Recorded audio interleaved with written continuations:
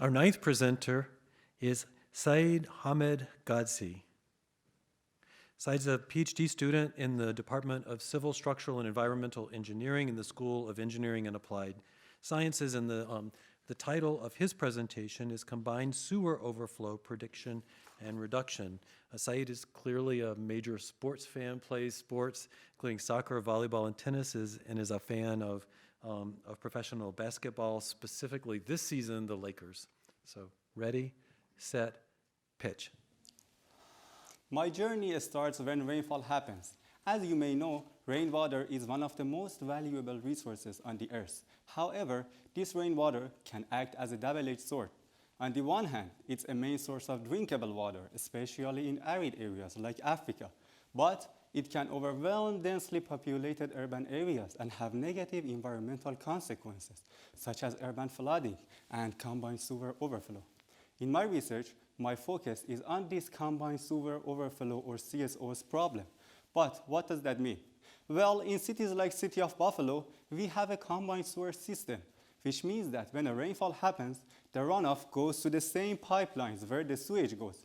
So, as you probably can guess, when a rainstorm happens, this sewer system cannot handle all this mixed flow together. Therefore, a portion of that, instead of moving to the treatment plant, would be released to the water bodies like Lake Erie without any treatment. This untreated overflow, which contains many contaminants and can harm our local environment, is called CSOs.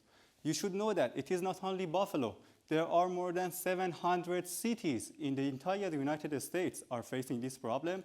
Millions of fishes die every year, and many beaches have been closed because of this issue.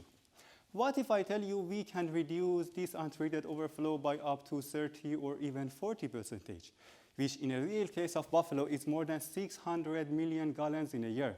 With my research, there is a way. The solution lies in using green infrastructures, like green roofs and rain barrels. The concept is to capture the runoff at its source and infiltrate it to the ground before it goes to the sewer system and causes overflows. Although we have a solution of green infrastructure, there is not yet a scientific way to determine the most effective type and placement of them. My research addresses this need by first developing an online monitoring tool and applying it for City of Buffalo. Actually, we are collaborating with the Buffalo Sewer Authority for the potential implementation of this system. By using this tool, we can better understand the operation of the present sewer system, including the CSO events.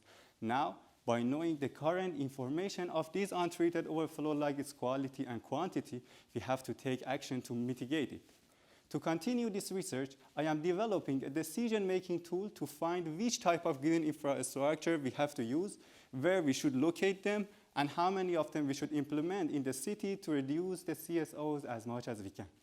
Lastly, the final goal of my research is to create a scientific way to support the decision makers like municipalities to protect our aquatic environment and also to improve the water quality that we all use for drinking, recreation, and living. Thank you so much.